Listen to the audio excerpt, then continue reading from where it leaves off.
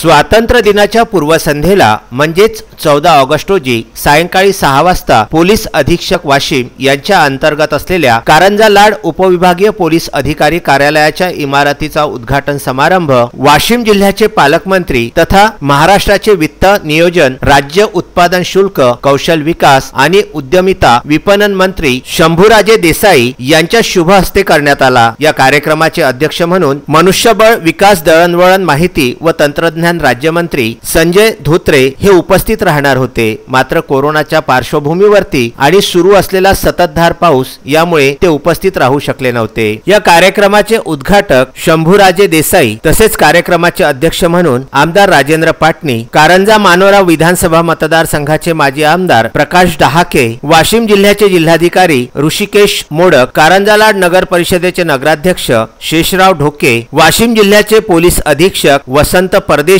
वाशिम येथील कार्यकारी अभियंता सुनील कळमकर, उपविभागीय अधिकारी कारंजा राहुल जाधव आणि अप्पर पोलीस अधीक्षक विजय चव्हाण हे उपस्थित होते। उपविभागीय अधिकाऱ्यांचं कार्यालय एवढं चांगलं सुसज्ज या ठिकाणी झालं।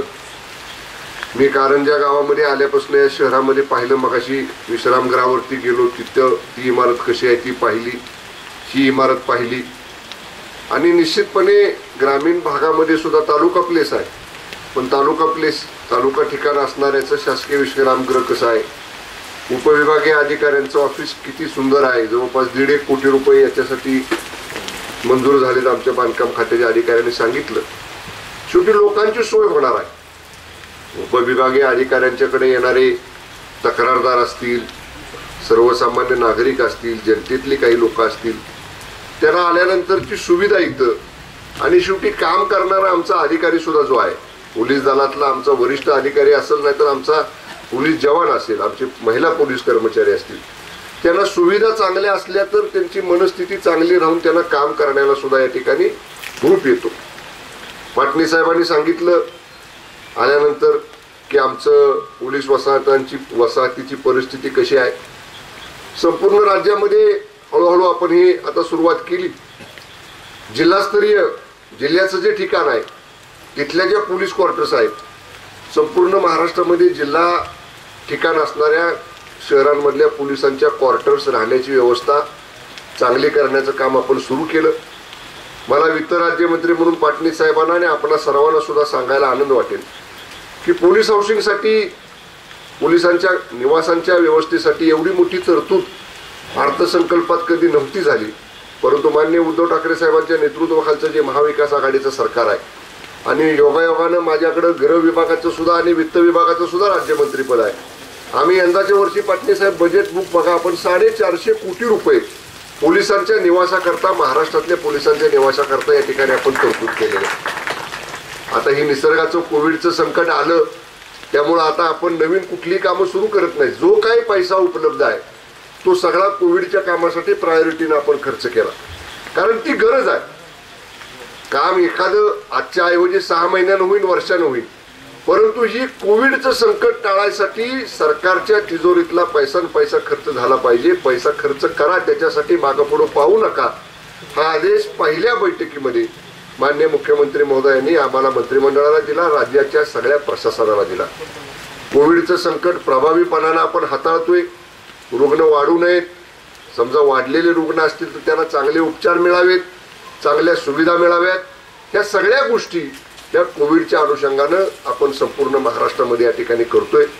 मी जास्त मोठं भाषण करणार नाही, पण 2 बाबी इथले आमदार म्हणून, लोकप्रतिनिधी म्हणून पाटणी साहेबांनी मांडल्या की पोलीस हाऊसिंगची व्यवस्था इथली कारंजामधले करण्यासाठी आपण प्रयत्न करा, आणि हायपॉवर कमिटीकडनं त्यांनी प्रशासकीय भवनला तांत्रिक मान्यता मिळवलेली आहे कारंजामधल्या।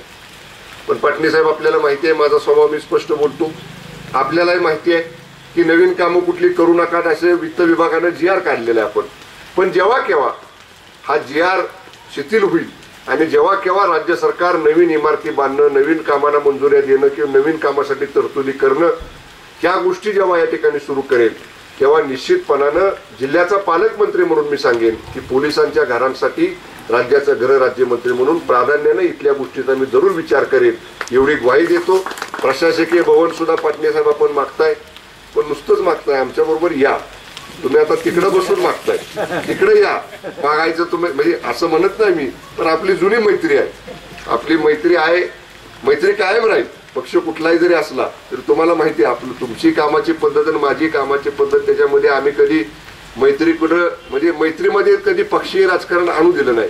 आणि हे तर पैसे तुम्ही स्वतःसाठी नाही मागत, प्रशासकीय भवन सगळी शासकीय कार्यालय एका ठिकाणी ठेवायची आणि ते काम करायचं. पोलिसांची वसाहत, आमच्या पोलिसांची तर अवस्था पाटणी साहेब, या राज्याचा गृह विभाग माझ्याकडे आल्यापासून मी बघतोय, सातारा माझ्या शहरामध्ये इतकी वाईट परिस्थिती होती. पण मी मागच्या 5 वर्षामध्ये प्रयत्न करून खूप मोठा हाऊसिंग प्रोजेक्ट आपण साताऱ्यामध्ये सुरू केला. 60-70% काम पूर्ण झालं, थोडंसं काम बाकी आहे. पण खरंच म्हणजे कलेक्टर साहेब, आपण आमच्या पोलीस दलाच्या बाबतीत तुम्ही म्हणाल त्या विभागाचा मंत्री आहे म्हणून मी सांगतो, कदाचित एखादा दुसरा पोलीस आमचं काहीतरी चुकीचा वागला तर लगेच लोकांच्या पुढे, मीडियाच्या पुढे ते येतं.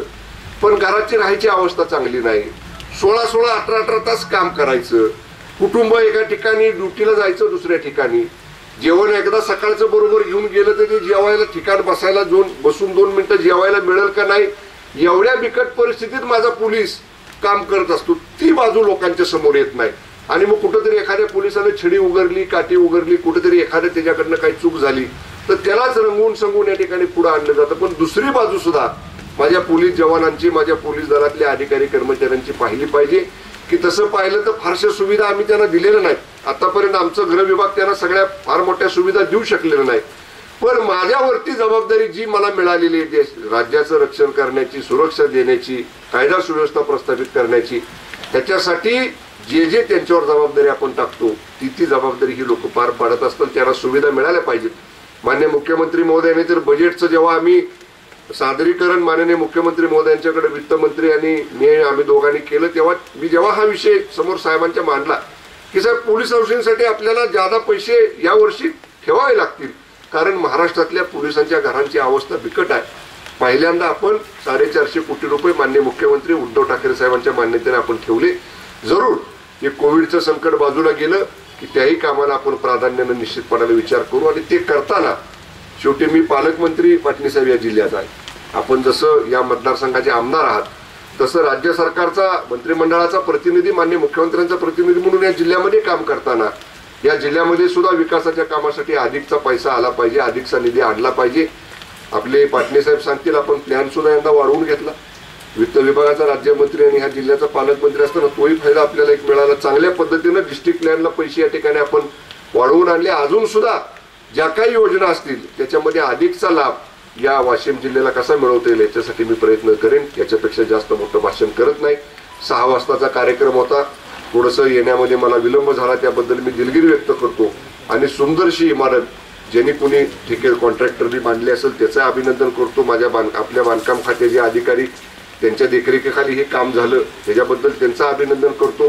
जाता जाता या विभागाचा राज्यमंत्री म्हणून परदेशी आपल्याकडनं एक अपेक्षा व्यक्त करेन की इमारत चांगली झाली, सुविधा चांगल्या मिळाल्या, आता लॉ अँड ऑर्डर प्रस्थापित करण्याची, दुष्कृत्य होणार नाहीत, गैरकृत्य होणार नाहीत, अवैध व्यवसाय चालणार नाहीत, अवैध व्यवसायांना आळा बसेल, या सगळ्या गोष्टींना तत्परतेनं आपल्या पोलीस दलाने काम केलं पाहिजे आणि लोकांच्या पसंतीला उतरेल असं काम या उपविभागामधनं इथले जे कोण उपविभागीय अधिकारी असतील त्यांनी करावं, एवढ्या शुभेच्छा देतो. आपण सर्वजण उशीर झाला असताना सुद्धा या उद्घाटन सोहळ्याला थांबलात. आपले सगळ्यांच्या मनापासून आभार मानतो. धन्यवाद. जय हिंद, जय महाराष्ट्र. या कार्यक्रमाचे सुंदर सूत्रसंचालन कारंजा लाड येथील पोलीस उपनिरीक्षक नम्रता जाधव यांनी केले. शंभूराजे देसाई पालकमंत्री वाशिम यांचे पुष्पगुच्छ देऊन स्वागत करावे.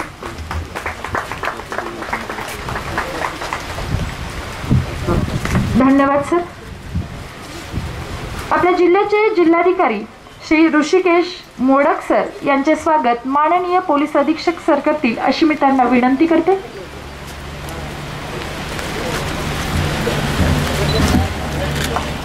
धन्यवाद सर. यानंतर कारंजा मानोरा मतदारसंघाचे आमदार माननीय राजेंद्र पाटणी सर यांचे स्वागत अपर पोलीस अधीक्षक विजयकुमार चव्हाण सर करतील अशी मी त्यांना विनंती करते. आमदार श्री राजेंद्रजी पाटणी सर यांचे स्वागत.